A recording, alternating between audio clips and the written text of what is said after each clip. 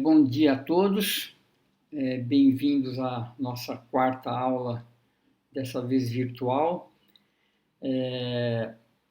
Essa aula vai ser um pouco resumida, porque é mais um teste para ver como que esse novo esquema funciona.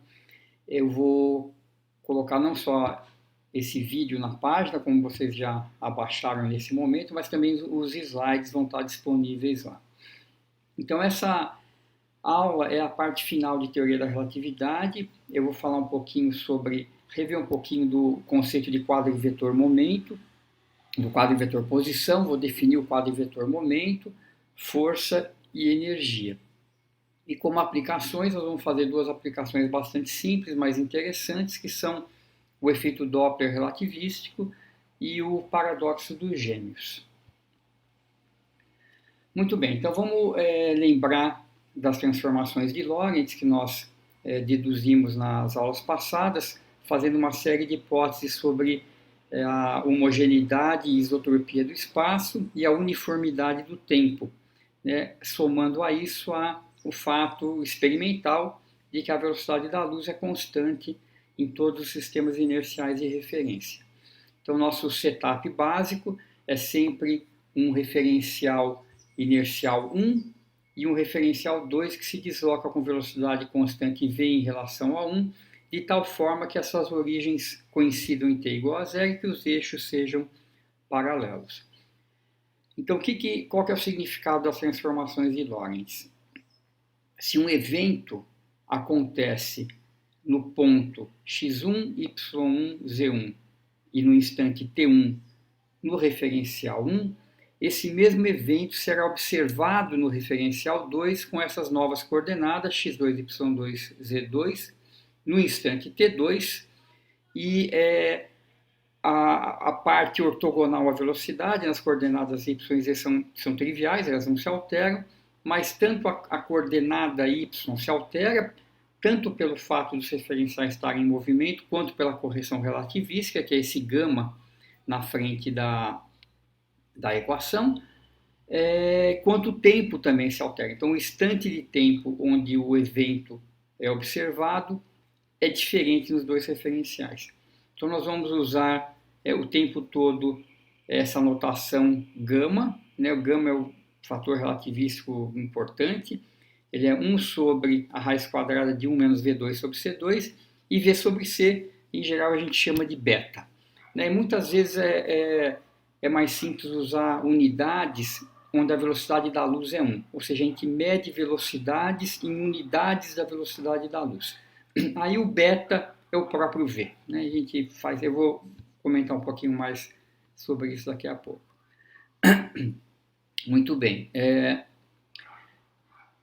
Ok, nós definimos então no final da terceira aula uma quantidade que é chamada de intervalo entre eventos. E mostramos que essa quantidade é invariante quando a gente muda de sistema de referência.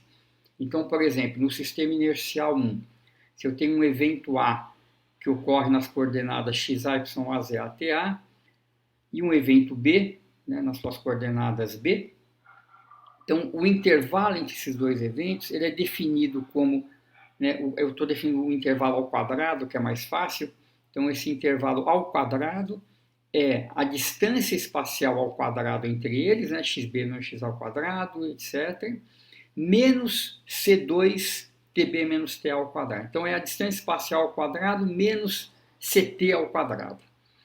Então, se a gente pega cada um desses eventos A e B no sistema inercial 1, transforma essas coordenadas de acordo com as transformações de Lorentz e observa esses eventos no sistema 2, então o evento A vai ter coordenadas linha, eu estou tirando o índice 1 e 2 para ficar mais simples a notação, então estou usando uma linha para dizer que nós estamos no referencial 2 agora. Então o evento B tem essas coordenadas linha, o evento A e B tem coordenadas linha.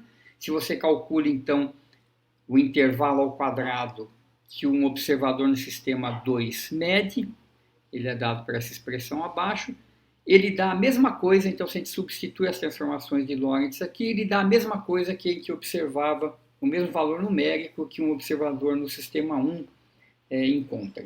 Então essa é uma quantidade importante, ela é análoga no R3, quando nós fazemos rotações dos eixos, que distâncias permanecem invariantes por rotações. Aqui o que permanece invariante é o intervalo e a alteração é transformações de Lorentz, né, que mantém isso invariante. Então, essa observação ela nos leva a definir o quadrivetor posição, então, como uma quantidade agora de 4 índices, né, de 4 variáveis, que a gente vai chamar então de x0, x1, x2, x3. A convenção é colocar esses índices 0, 1, 2, 3 em cima, né, a gente chama componentes contravariantes desse quadrivetor. Então, a componente 0 é CT, notem que CT tem dimensão de coordenada, né, espaço vezes tempo vezes velocidade, então é CT, x, y, z, mas com as seguintes propriedades. O módulo de um quadrivetor, do quadrivetor posição, ele é inspirado, então, no intervalo, ele é menos C2T2 mais x2 mais y2 mais z2, ou seja, ele é menos a coordenada 0 ao quadrado mais o quadrado das componentes espaciais. A gente pode pensar nesse R como representando o intervalo entre os eventos A, que aconteceu na origem, 0, 0, 0, 0, e um evento B, que aconteceu no ponto x, y, z, no instante t. Certo? Então, o intervalo entre esses dois eventos é o R ao quadrado e, portanto, ele é invariante, certo? Porque intervalos são invariantes. Então, em qualquer outro referencial, o R' medido por um observador em outro referencial inercial, como CT', x', y', z', vai ter o módulo R' ao quadrado igual ao módulo R ao quadrado. Muito bem. O que eu vou fazer agora é uma definição bastante importante, bastante sutil, que é definir o quadrivetor momento. Então, o que é isso? Então, nós estamos aqui no nosso referencial inercial, eu estou observando o movimento de uma partícula, e eu vou definir o que seria o momento dessa partícula, mas num contexto relativístico, e eu já vou definir uma quantidade que é um quadrivetor momento, então vai ter uma componente também extra, né, uma componente P0, e ele é definido da seguinte forma. Ele é M0 dr dt0. M0 é a massa de repouso da partícula, ou seja, a massa da partícula medida no referencial onde ela se encontra em repouso. Então, essa é uma quantidade, uma propriedade da partícula, não depende de referencial, porque ela é, por definição, medida quando a partícula está em repouso. Então, o que a gente gostaria de fazer, né? Se eu quisesse medir o momento da partícula, eu espero, então eu estou no meu referencial inercial, eu espero um instante dt, que eu meço no meu referencial. Nesse instante dt, a partícula se desloca, então vai ter um dx, dy, dz, e o natural seria calcular um dr dt, ver quanto que o dr muda nesse intervalo dt. No entanto, não é isso que nós vamos fazer. Nós vamos fazer a definição como sendo m0 dr dt0. Então, dt0 não é o dt que eu meço no meu referencial inercial, mas é um intervalo de tempo medido no referencial que está instantaneamente em repouso em relação à partícula. Então, o que isso quer dizer? No instante t, eu tenho a partícula se movendo com velocidade v. Então, o que eu faço? Eu imagino um referencial inercial que se move com essa velocidade v da partícula.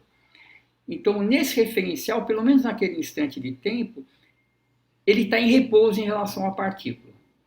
Então, o intervalo dt que eu medi, eu transformo Lorentz, certo? Com um fatorzinho gama de dilatação do tempo, e calculo esse intervalo dt0 correspondente ao intervalo de tempo no referencial que está em repouso em relação à partícula.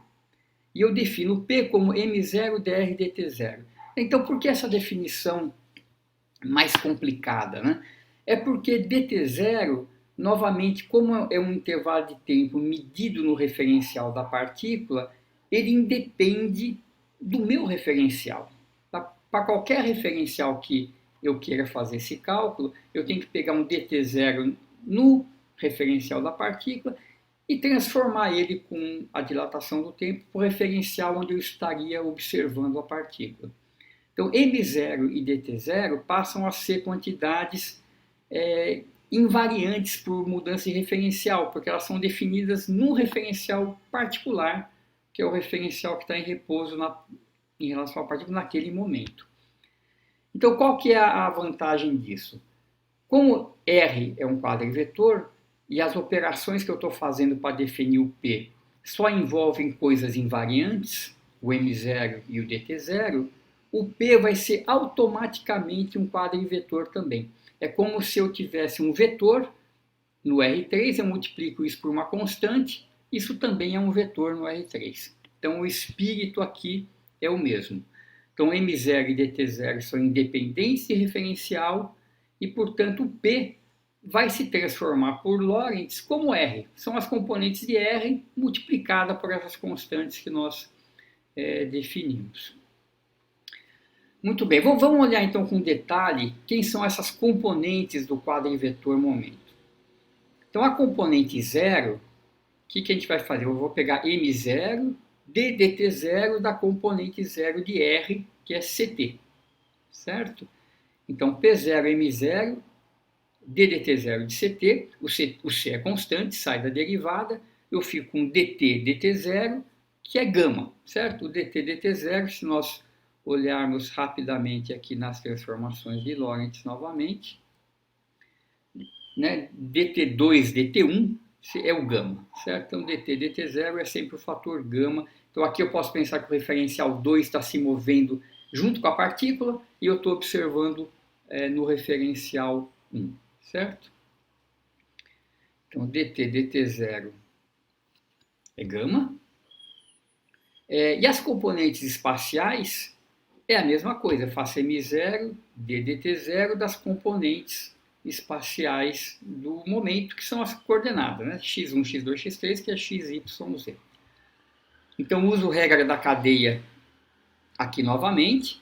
Então, dx e dt0 eu escrevo como dx e dt, dt, dt0.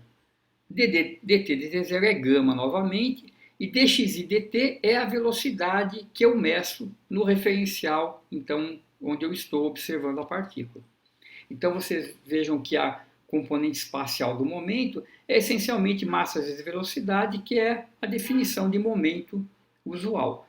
Só que aparece a correção gama relativística novamente.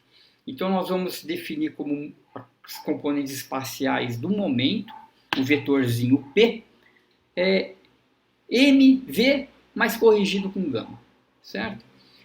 Nos livros mais antigos de relatividade, essa quantidade m0 gama era chamada de massa relativística.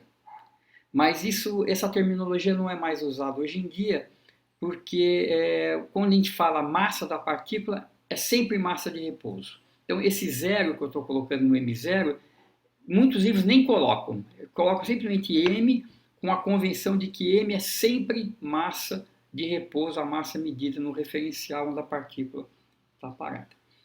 Tá, então está aqui o quadrivetor momento, então ele tem uma componente temporal, né, a componente 0, que é m0 gama c, e uma componente espacial, que é o momento da partícula, é praticamente o momento usual, só que tem a correção do fator gama.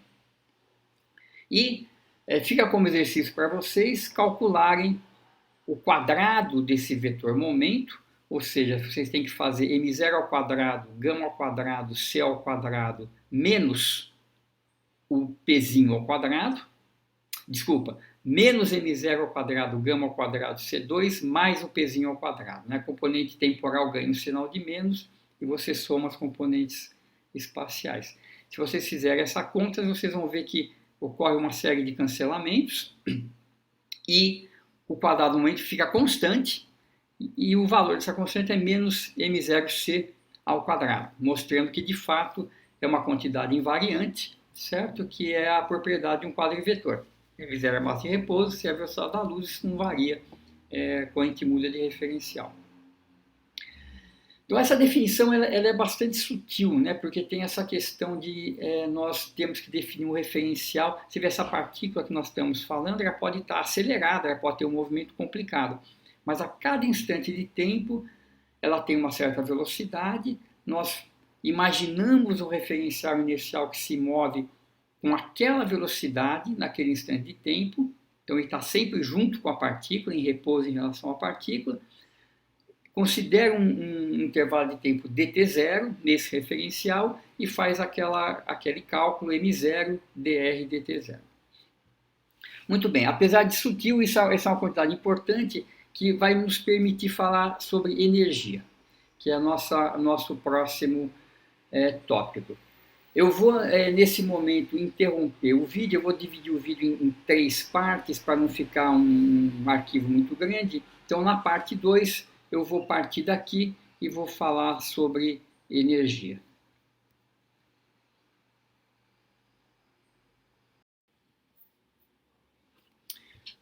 Ok. Então, definido o quadro em momento, o quadro vetor momento, nós vamos então ver como que a energia da partícula pode ser calculada. Então, a coisa é a seguinte. Primeiro, o módulo do vetor momento é constante, né? Nós mostramos que ele é menos m02c2, e, portanto, d de P2 é zero, certo?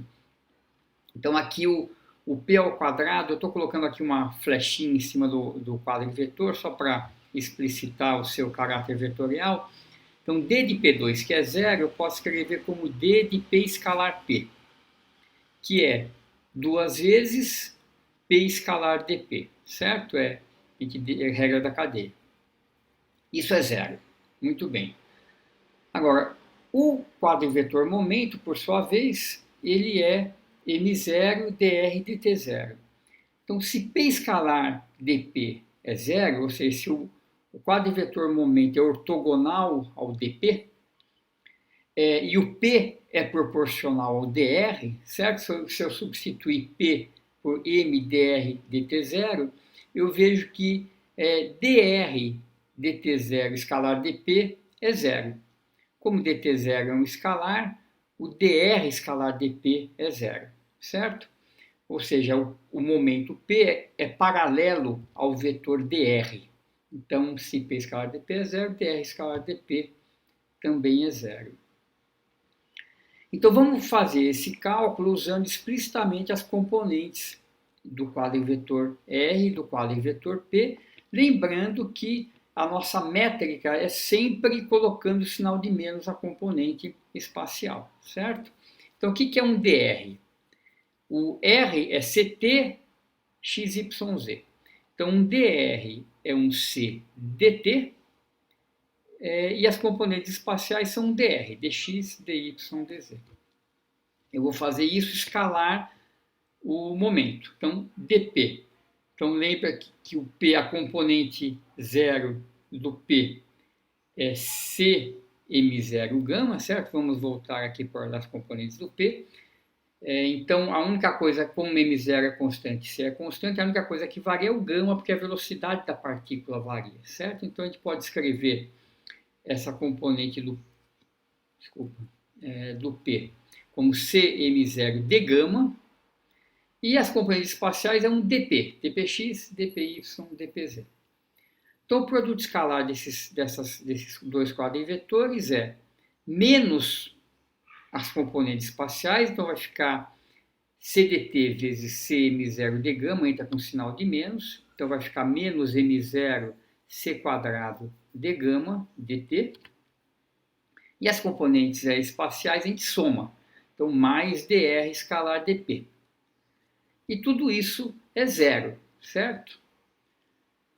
Muito bem, passando os termos, dividindo, então eu vou dividir tudo por dt e passar esses termos que estão com sinal de menos para o outro lado da equação. Então vai ficar com m0 c2 de gama, então o dt sumiu, e o dt eu passo para o outro lado dividindo, vai ficar dp, dt escalar dr. dp dt é a força, certo? A variação do momento com o tempo. Então, F escalar dr é o trabalho realizado pela força nesse intervalo dt, onde a partícula se deslocou de dr. Então, isso é a variação de energia, é o trabalho realizado pela força sobre a partícula, é a variação de energia da partícula devido à ação da força. E se eu olhar, então, a equação, o lado esquerdo e o lado direito, eu vou ter que m0c2 de gama é dE. Então, eu posso integrar dos dois lados da equação, né, e obter E igual a m0c2 gama. Certo? São duas diferenciais exatas de cada lado, porque m0c2 é constante. Então, essa é a famosa fórmula, E igual a mc ao quadrado. Novamente, se eu escrever m0 gama como a massa relativística, que não é mais usado, ficaria realmente mc2, mas é mais tradicional hoje em dia escrever m0 gama c quadrado. Certo? Então, essa é a famosa fórmula de Einstein, ligando a massa relativística com a energia da partícula. Muito bem, é interessante aqui reescrever essa fórmula, E igual a mc ao quadrado, em termos do momento. Notem que gama, ele depende da velocidade da partícula, certo? Gama é 1 sobre raiz de 1 menos V2 sobre C2. Então, dependendo da velocidade da partícula, a sua energia relativística muda. Então, eu gostaria de escrever essa expressão, energia, não em termos de velocidade, mas em termos do momento da partícula. Vamos ver como é que a gente pode fazer isso. Qual que é a relação de momento com velocidade? Ora, a relação clássica é que momento é massa vezes velocidade. A relação relativística tem a correção do fator gama. Então, o momento é m0v vezes gama, que é 1 sobre raiz de 1 menos v2 sobre c2. Então, a velocidade aparece de duas formas, certo? Aparece no gama e aparece no m0v. Então, tomando o quadrado da expressão, eu vou ter p ao quadrado igual a m0 ao quadrado, faltou um quadrado ali no m0, vou corrigir depois. E a raiz some, então fica 1 menos v2 sobre c2 no denominador. Então, dessa expressão, a gente pode isolar o v, certo? E escrever v em função de p. Então, fazendo essa álgebra, que eu deixo como exercício para vocês, vocês vão encontrar o resultado aqui abaixo, que V2 é P2C2 dividido por P2 mais M02C2. Muito bem, então vamos escrever o gama, que usualmente está escrito em termos de V, em termos do momento P. Então é mais fácil trabalhar com gama a menos. Novamente tem um errinho aqui, eu vou corrigir nos slides. Gama a menos 2, né, o inverso de gama ao quadrado, que é 1 menos V2 sobre C2, certo? Então, eu substituo esse V da expressão de cima e eu obtenho gama menos 2 em termos do momento, que é dado por essa expressão M02C2 sobre P2 mais M02C2. E, finalmente, a gente substitui isso na fórmula de energia. Então, aqui é melhor elevar tudo ao quadrado novamente, para ficar mais fácil a manipulação. Então, a gente escreve E ao quadrado igual a M02, gama 2, C4. Substitui, então, a expressão de cima, que é gama a menos 2. Então, eu substituo ao inverso para dar o gama 2. Então, a gente vê que o M02C2 se cancela. E fica, então, E ao quadrado igual a P2C2 mais M02C4. Então, essa é uma expressão também bastante conhecida, bastante famosa e importante. E, em particular, nós podemos aplicá-la para fótons, né? Fótons se movem com a velocidade da luz e têm massa de repouso zero. Então, se nós tentarmos usar diretamente essa expressão anterior, a massa de repouso é zero, mas o gama, por outro lado, como V igual a C, vai para infinito. Então fica uma expressão que a gente não consegue manipular de forma correta.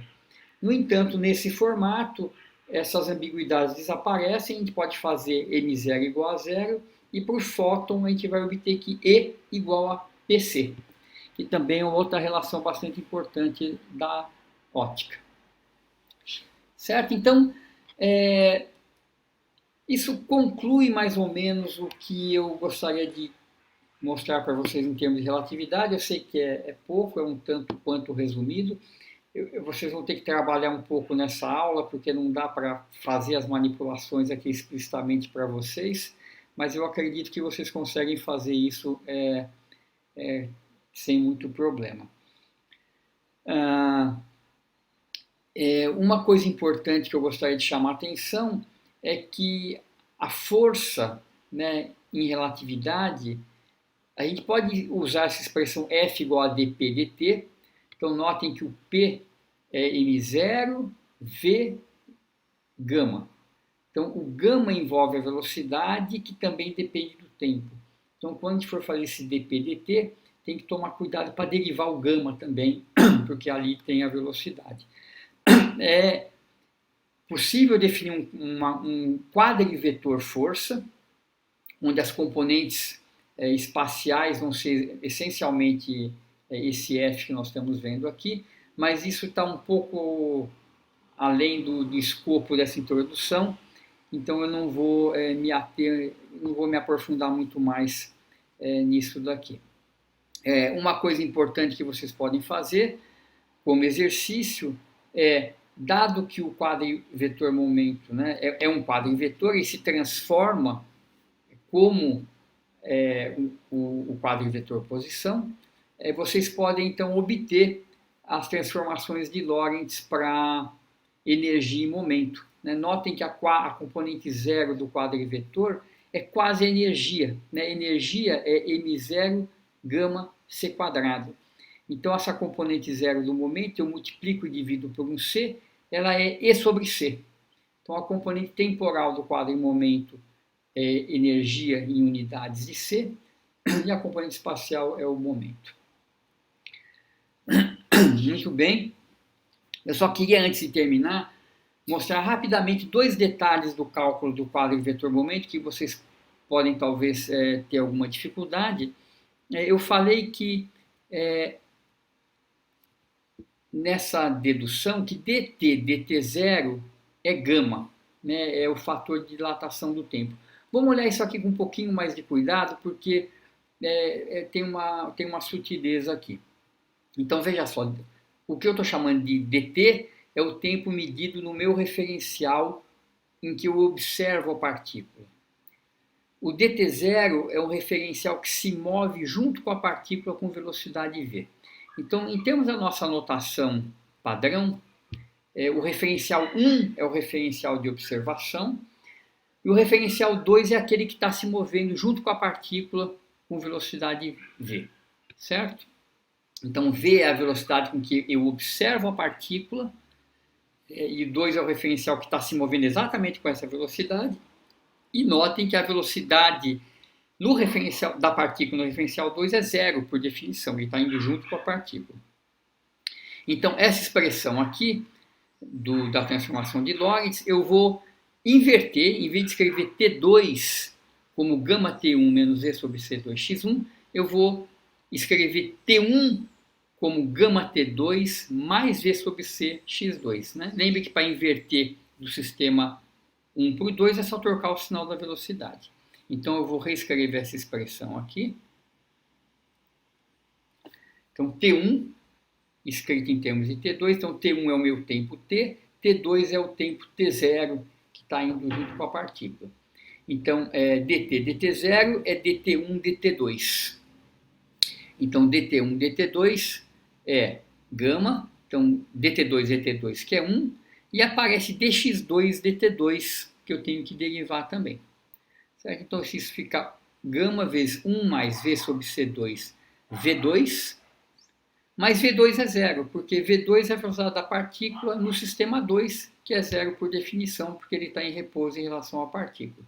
Então, esse segundo termo cancela e, de fato, dá só o fator gama. Certo?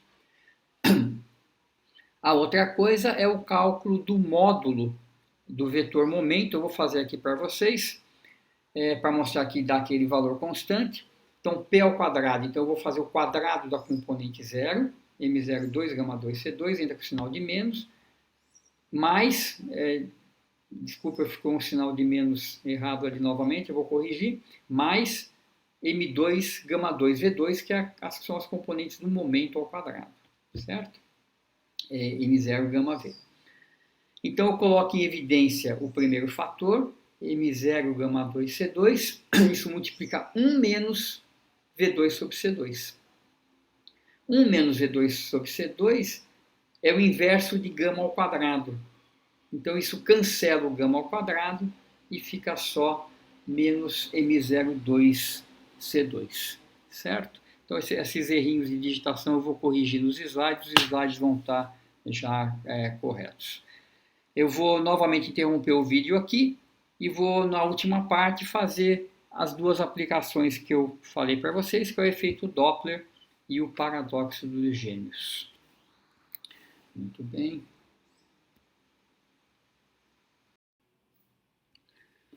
Vamos lá, então, ver as duas aplicações finais, que são o efeito Doppler relativístico e o paradoxo dos gêmeos. Então, o efeito Doppler é um efeito bastante conhecido, né, que a gente está acostumado em termos de ondas sonoras, quando uma ambulância está se aproximando ou se afastando da gente, a gente vê que a frequência do som muda conforme a velocidade da fonte em relação a nós. No caso de som, a coisa é diferente, porque o som se propaga num meio que é o ar, o som é uma onda mecânica, e é importante considerar a velocidade tanto da fonte quanto do observador em relação ao meio. No caso da luz, o que a gente chama de efeito Doppler relativístico, a luz se propaga no vácuo, não existe um meio. Então, a única velocidade relevante é a velocidade da fonte em relação ao observador, a quem está recebendo o sinal. Então, a ideia é a seguinte, vamos considerar uma fonte, S2, então, que emite sinais a intervalos de tempo ΔT2. Então, entre isso, novamente, aquele nosso setup, onde nós estamos no referencial 1, e nós vamos receber sinal de uma fonte que está no referencial 2 se deslocando com velocidade v. Então, a fonte, por exemplo, se afasta de nós com velocidade v, ela está em repouso no referencial 2 e o referencial 2 se afasta de nós com velocidade v.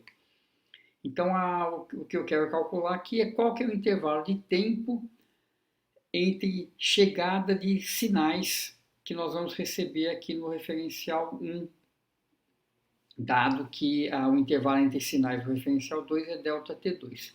Depois nós vamos inverter esses intervalos de tempo para falar de frequência, né? Então o inverso de ΔT2, 1 sobre ΔT2 vai ser Ni2, que é a frequência com que os sinais são emitidos em 2, e nós queremos calcular a frequência que nós recebemos no referencial 1.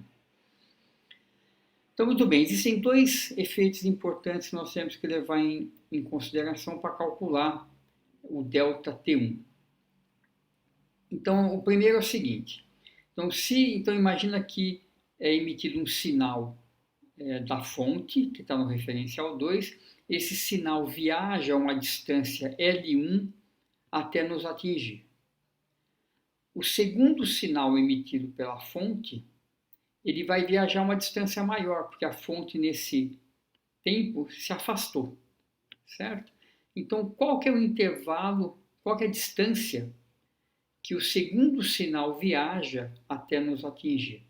Então, ele vai ser L1 mais o quanto a fonte se afastou, tudo isso medido a partir do nosso referencial 1.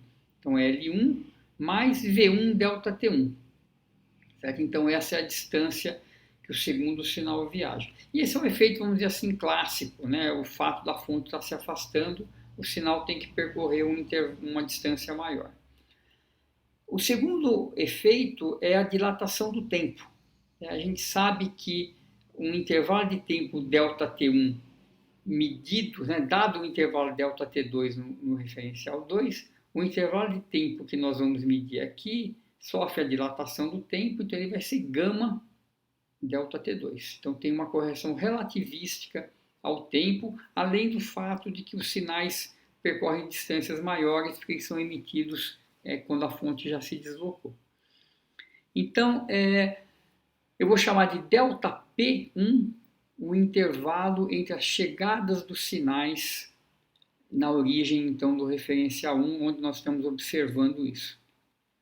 Então, ele vai ser delta T1, então o intervalo entre a emissão do sinal, né? Então os dois sinais são emitidos a intervalos delta T1, mas eu tenho que acrescentar aqui o fato de que o segundo sinal andou uma distância maior. Então o intervalo de tempo é o intervalo entre os sinais, mais o quanto o segundo sinal demorou para chegar aqui em relação ao primeiro, que é a distância que ele percorreu a mais, certo? É V delta T1 dividido por C. Então, tudo isso compõe o intervalo de tempo entre a chegada de dois sinais. É o intervalo de tempo da emissão, mais o fato de que o segundo sinal teve que andar um pouco a mais para chegar aqui. Então, a gente colocando esse ΔT em evidência, eu fico que então, o intervalo de tempo de chegada de sinais é ΔT1, que é o intervalo entre a emissão dos sinais, que é uma coisa diferente, que multiplica 1 mais V sobre C, que é 1 mais beta, certo? E agora a gente compõe nesse resultado, nesse efeito, o efeito da dilatação do tempo. Então, ΔT1 é gama ΔT2, certo? E gama, escrevendo explicitamente, é 1 sobre raiz de 1 menos V2 sobre C2, que é 1 menos beta 2. Então, o ΔP1 é 1 mais beta dividido pela raiz de 1 menos beta 2 sobre T2, 1 menos beta 2 vezes delta T2. Então, só lembrando, nós estamos compondo aqui dois efeitos, a dilatação do tempo, que dá origem a essa correção gama, mais o fato de que os sinais, o primeiro sinal percorre um certo percurso L1, o segundo sinal tem que percorrer um percurso um pouco maior, então ele demora um pouco mais para chegar aqui. Então, 1 menos beta 2, que é o que está lá dentro da raiz quadrada no fator gama, a gente pode reescrever como 1 mais beta vezes 1 menos beta. O fator 1 mais beta simplifica com aquele que está no numerador da expressão, tá? De forma que o ΔP1 possa ser escrito como raiz de 1 mais beta, tá? Porque uma parte dele cancelou, sobre 1 menos beta vezes o ΔT2. Então, o inverso do ΔP1 é a frequência com que nós observamos a chegada de sinais. O inverso de ΔT2 é a frequência com que os sinais são emitidos no referencial onde a fonte está em repouso. Tá? Então, a gente pode inverter essa expressão e escrever isso em termos das frequências. Então, notem aqui que eu vou inverter tudo, então vai ficar μ1, certo? Que é o inverso do ΔP1. Inverto essas raízes, então o sinal de menos fica em cima e de mais embaixo. E o inverso ΔT2, que é o N2, que aparece então assim. Então a frequência com que nós recebemos os sinais é um pouco menor do que a frequência com que eles são emitidos quando a fonte está se afastando. Isso é parecido com o que acontece com, né, o sinal da ambulância. Quando ela se aproxima, o sinal fica mais agudo. Quando ela se afasta, o sinal fica mais grave, porque a frequência diminui. Então, em termos de luz, como o N1 diminui em relação à frequência da fonte, a luz fica avermelhada, né? Ocorre um desvio da frequência em direção ao vermelho do espectro, que é chamado em inglês de redshift, né? Que é o desvio para o vermelho. Isso é um efeito super importante, porque o desvio, né, o quanto a frequência diminui, só depende da velocidade da fonte em relação a nós. Então, nós podemos medir esse desvio para luz de estrelas em galáxias distantes e saber qual que é a velocidade com que essa galáxia, ou essa estrela em particular, está se afastando de nós. Né? Com isso que foi detectada a expansão do universo, ela é medida bastante usando esse tipo de efeito. E se a fonte estiver se aproximando, né, é só trocar o sinal da velocidade, então beta vai em menos beta.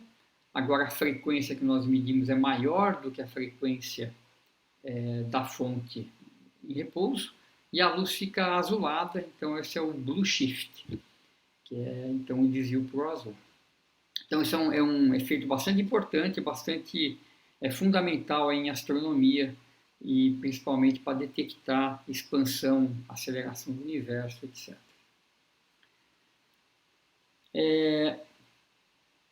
A segunda aplicação que eu gostaria de fazer, que na verdade é bastante simples, é chamado paradoxo dos gêmeos. Então deixa eu explicar aqui para vocês como que isso funciona e tentar ver onde é que está qual que é o paradoxo, o falso paradoxo que de fato não existe. Então a ideia é a seguinte: eu tenho dois irmãos gêmeos, o João e o Pedro. O João vai ficar aqui na Terra, enquanto que o Pedro vai sair numa viagem, numa nave a altíssimas velocidades, vai andar um certo tempo e voltar para a Terra. E quando ele encontrar o Pedro, a gente quer saber quem envelheceu mais que quem, certo? Então, qual que é o aparente paradoxo dessa situação? É que, do ponto de vista de João, o Pedro fez essa viagem e encontrou com ele. Então, Pedro pode, sei lá, fazer alguma conta e pensar, então eu vou envelhecer mais do que o Pedro, porque eu fiquei parado, o relógio do Pedro andou mais devagar e ele vai envelhecer menos. Por sua vez, o Pedro pode pensar ao contrário, olha, do meu referencial, foi o João que se afastou e voltou de novo. Então, sou eu que vou envelhecer mais. Então, tem essa questão de quem de fato envelhece mais do que o outro, se, vamos dizer assim, tudo é relativo. Então, a verdade é que isso está errado. Quer dizer, a situação entre João e Pedro ela não é simétrica. Você não pode inverter as posições. E o fato importante aqui é que o referencial de Pedro não é inercial. O Pedro ele tem que desacelerar para que consiga voltar. Ele não está sempre em velocidade constante. Ele se afasta, desacelera e volta para trás. Então, João tem um referencial inercial e nós devemos analisar as coisas em termos do referencial de João e não do referencial de Pedro, que não é inercial. Tá, então, vamos ver como é que a gente pode fazer isso. Então, essa figura que está mostrada aqui, então aqui eu vou usar unidades onde a velocidade da luz é 1, certo? Então, eu vou supor, para fazer um cálculo numérico, que a velocidade com que Pedro se afasta é 0,8 da velocidade da luz, 8 décimos da velocidade da luz. Então, como C é 1, V é 0,8, certo? Então, 0,8 da velocidade da luz, que nessas unidades vale 1. Então, eu vou fazer um diagrama espaço-tempo. Então, tempo está na vertical, o eixo X está na horizontal, então vamos dizer que só uma direção importa. Nesse diagrama, a inclinação dessa reta, que é a trajetória para o de Pedro, é a sua velocidade. Na tangente desse ângulo, a sua velocidade. Uma reta a 45 graus seria a velocidade da luz. Então, essa reta tem que ser um pouco acima de 45 graus, porque a velocidade do Pedro é menor que a velocidade da luz. Tá? O desenho não está tão bom em escala, mas vamos pensar que está correto. Então, a tangente desse ângulo tem que ser maior do que 45 graus para a velocidade ser menor que a da luz. Então, Pedro se afasta com 0,8 de C e João fica parado na Terra. Então, a linha do tempo de João é uma reta, ele está parado em X e só o tempo está passando. Enquanto que Pedro tem uma trajetória reta, ele vai com velocidade constante. Eu vou pensar que ele vai viajar por 3 anos, de acordo com o seu relógio. Rapidamente ele desacelera e inverte o sinal da velocidade. Eu vou pensar que isso é feito muito rápido para não afetar o cálculo do tempo. Mas a velocidade dele primeiro é V, depois é menos V, para ele poder voltar, com o mesmo módulo 0,8. E eles combinam o seguinte: a cada ano que passa, eles vão enviar um para o outro sinais luminosos, certo? Então, a cada ano eles emitem sinais, eles vão receber os sinais de um do outro e vão ter uma ideia do que está acontecendo. Então, durante a ida, enquanto Pedro está se afastando de João, aí de fato a situação é simétrica, porque os dois são referenciais inerciais. Então, os dois devem ter a mesma percepção do que está acontecendo. Então vamos olhar aqui do ponto de vista de Pedro. Então Pedro no primeiro ano emite um sinal luminoso para João, no segundo ano emite outro, no terceiro ano emite outro, e é o momento em que ele inverte o sinal da sua velocidade. E viaja mais 3 anos de volta. Emite o sinal no quarto ano, no quinto ano e no sexto ano, quando ele chega. Certo? Então, na ida, qual que é aí o intervalo de tempo? Então, Pedro é uma fonte em movimento, certo? É o cálculo que nós fizemos antes do efeito Doppler. Ele é uma fonte em movimento, a frequência dos seus sinais é um sinal por ano. Qual que é a frequência recebida por João? Então, o intervalo de tempo em que João recebe os sinais, né, antes de inverter para calcular a frequência, é dada pela fórmula do efeito Doppler. É 1 mais E sobre C dividido por 1 menos E sobre C. Então, 1 mais 0,8 sobre 1 menos 0,8. Isso dá 1,8 dividido por 0,2, ou seja, 18 dividido por 2, que é 9, raiz de 9 é 3. Então, a cada 3 anos, ele deve receber, o João recebe o sinal de Pedro. E vice-versa. Do ponto de vista de Pedro, João é uma fonte em movimento e ele também recebe um sinal de Pedro a cada 3 anos. Enquanto não tem a desaceleração, a situação é simétrica. Então vamos olhar aqui no diagrama o que acontece. O primeiro sinal de Pedro o João recebe depois de 3 anos. O segundo sinal de Pedro o João recebe depois de 6 anos. E o terceiro sinal depois de 9 anos. Certo? Então, tá? Faz sentido com a fórmula. Do ponto de vista de Pedro, tem que ser simétrico. O primeiro sinal que João emite, olha lá embaixo no diagrama, depois de 1 ano, vai atingir Pedro depois de 3 anos, exatamente no ponto que ele está começando a voltar. Certo? Mas é simétrico. Ele recebe o primeiro sinal depois de 3 anos. Daí para frente, ele inverte o sinal da velocidade. Ele começa a se aproximar de João.